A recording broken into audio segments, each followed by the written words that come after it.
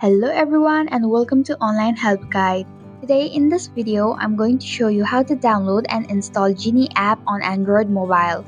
So without any further ado, let's dive right into it. Open up your Play Store.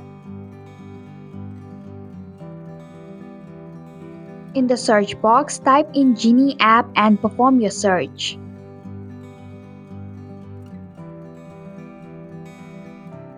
Tap on the Geenie application.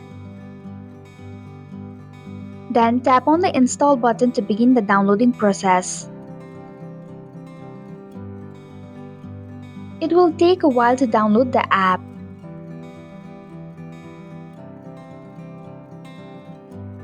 Once the application is installed, tap on the open button to launch the app. And that's it. Thank you for watching the online help guide. I hope this video was helpful. If it was, please hit the like button and comment if you have any questions or feedback. Also, if you are new to our channel, please subscribe and hit the bell icon so that you don't miss our upcoming videos.